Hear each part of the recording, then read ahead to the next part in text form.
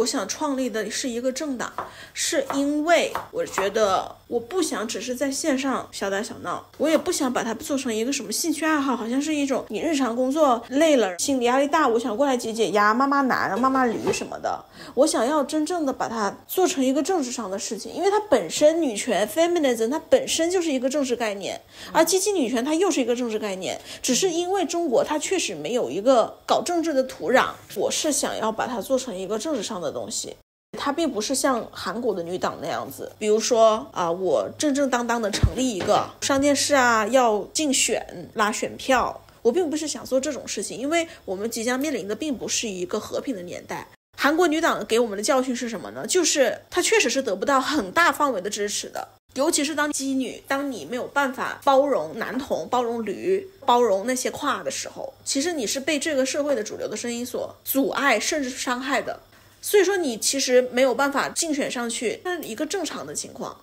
甚至你还可能会碰到更危险的情况，而且就是在男权社会的规则里面去试图赢得一些自己的席位，赢得一些自己合理的权利，但是它跟夺权是完全没有关系，夺权一定是暴力的，一定是战争的，而我们现在又处于一个这种三战即将来临之前的情况。这个东西不是说我们想不想打，不是说我现在好像要唆使你去干嘛上战场什么的，它是一个现实，它是一个即将到来谁都知道马上要打的情况。那如果现在已经有这样的客观现实，我们主观应该去怎么应对？首先当然我们是要自保，要保守好自己，对吧？让自己活下来，在这种地方里面，不管是先拿到一个更好的护照，还是先离开这个乱乱的中国。但是除此之外呢，难道我们不能再做些什么吗？而我就想做点这个。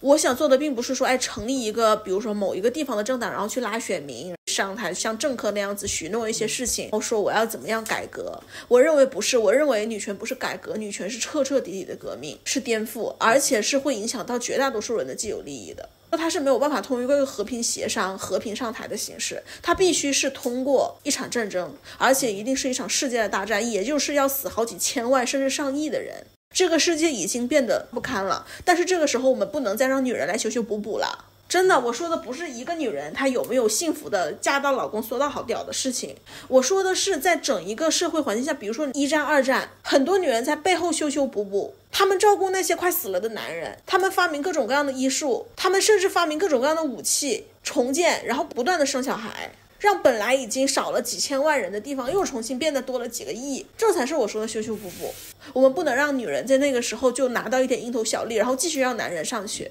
我们要做的就是让真正的妓女从这个思想方面去全面的洗脑，因为我认为天生女人并不是天生的驴，我认为所有女人她天生都是自然女，但是她就是因为是父权社会男权社会的这些洗脑，所有人都告诉她爱男是有好处的，接近男人是会幸福的，跟你爸爸关系好是会让你精神健康的，让她从小就是被这样洗脑，所以说她才会去爱男，她才会去觉得好像我一定要结婚或者说怎么样。但事实上为什么给他们洗脑的不是我们呢？我们做的事情不能称之为洗脑，而是叫做回归天然。就是她从小哪一个小女孩说我一生下来我的愿望就是结婚，或者说去爱男去缩屌的？不是的，她是一个人，她有自己的野心，她有自己的梦想，她有自己的计划，她有自己所有的成功跟失败，她所有的情绪。她作为一个人，她为什么不想要自己的性别或者自己的阶级能够过上更好的生活呢？那我们这个政党或者说我们这个组织就是让所有女人回归天然。别人所说我们是激进女权，事实上我认为我们并不激进，我们只是回归天然而已。再继续说，这个是传播。然后第二个就是关于战争，无论是政治权利还是军事权利，那我们要怎么样就好像共产党的样子偷偷的去把这个东西建立起来，而且它并不是在一个社区里或者在一个城市里，我更希望的是一个比如说在类似暗网这种地方，然后我们就建立一个自己的交流的平台，我们设置我们的议事规则，我们的投票规则，未来的行为准则，然后我们的审核标准，如果碰到了情况 A 我们该怎么去做，情况 B 我们该怎么去做，然后我们如何去新收新的成员，我们该如何去判定老的成员有没有叛党，我们应该怎么样面对我们内部群体的争端，我们怎么样去投票，我们怎么样去辩论，怎么样再去把我们辩论的结果最终付诸于行动，最终我们怎么样去占领全世界。我们当然可以比如说最差的情况我们买一个小岛，我们众筹一个小岛，或者说我们为什么一定要买呢？我们占领一个小岛，我就在那里自己做一个 herland，但是更好的情况下是我们是把整个大陆都攻下了，我们不需要攻，你知道为什么吗？我们只需要洗脑那些女人就够了。所以说我从来都不是那种割席派，我不是说啊他们比我们落后，他们比我们先进，我比他们高尚，我比他们优越，所以说我跟他们怎么样。我认为所有女人只要不是男宝妈，我认为她们都是有觉醒的可能性，因为婚女是可以离婚的，谈恋爱是可以不谈的，可以分手的，对吧？美意是可以脱的，什么东西都是可以改变的，你要相信女人的能动性。但是有一个就是她确实生的孩子，她没有办法，我没有办法完完全全的相信她，这是我的底线。比如说她如果她现在从驴成为一个自然女，她需要做一些什么样的事情，做些什么事情投诚，做她的投名状，对吧？而且我们这个政党我们可以搞外交部，然后怎么样去跟他们交涉，我们最核心的一定是彻彻底底的6比4体妓女，3正3反的妓女，我们是有一些共识的。而且我如果做这个政党，我是肯定不会反对或者说辱骂那些女同的，就是首先性别是大于性向的。但是女同就算回驴，她就算把我们的东西卖到外面去了，她不会卖给她老公。所以说我就是会包容女同，我这个政党就是包容女同。如果有人觉得我的政党不够激进，那他们完全可以自己才去创建一个别的政党。我这里面也不搞阶级，比如说不是说一个领导人就好像是共产党那样子搞个人主义崇拜，就我希望做的是一个真真正正能把理论付诸到行动的政党。我一定不会要在国内的，我要的是那种已经在国外的，因为已经在国外的他的护照是好用的，我们可以随时在其他地方见面。就算他们现在只是拿个学生签证或者拿了暂时的居留，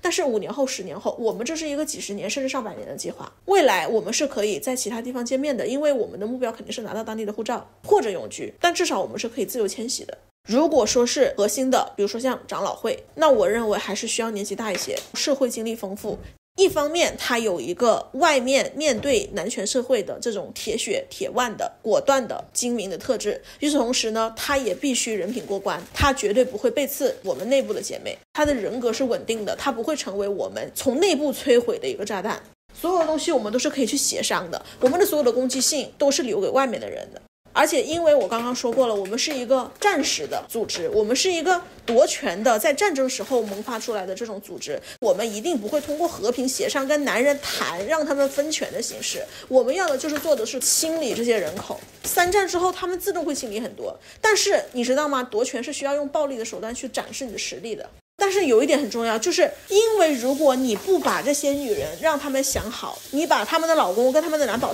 他们会很恨你的，你这个东西是组织不起来的。所以说我认为思想的传播是更重要的，男人是很容易自己死完的。还是那句话，在战时的时候，我们这种对比起那些屌丝真刀实枪的在那里村里面互杀，谁会关注到我们呢？男人就会觉得一帮女人掀不起大事来，而何况还有自由女权挡在我们前面。别人都觉得女权就是要彩礼啊，不喜欢男人跟他 AA 啊之类的这种很低级很浅显的东西，还是在这种性缘语境里面逃不出来的。男人就是以为女权是这样子，好的，非常好，我就是希望他们这样子认为，因为这样子给我们激进女权留下了很大的空间。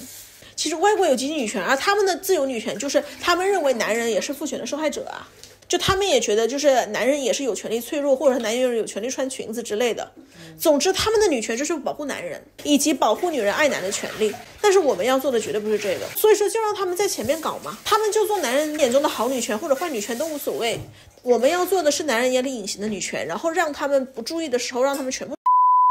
我们现在就可以开始准备了，到真正开始开战，或者说整个世界天下大乱的时候，中原逐鹿嘛，乱世出英雌。但首先我们需要做的就是让更多女人拉拢到我这一边。你可以说我是包容派团结派都可以，但是你政治运动你人少是绝对不够的。如果你只是想做一个我很优越，我比你们先进，我比你们高级，你想要的是这种优越感，那你随意，你把激进的这些门槛抬得多高都可以，你全世界就你一个人最激进都可以，你把我打成驴都可以。但是我想做的不是这样的事情，我想做的是让更多的人能够理解接受和认同，至少不阻拦我们的这些政治的理念。我要做的是3战之后的重建，不要再次像2战1战那样子了。我们错过了2次机会，每个国家其实都有激进女权，他们做了很多的事情，他们提出了非常多的东西，但是最后这些东西都被人家窃取了或者被消解了，最后他们也示威了。所以说我认为我们就是应该去吸取历史的教训，历史总是应该是让人进步的才对，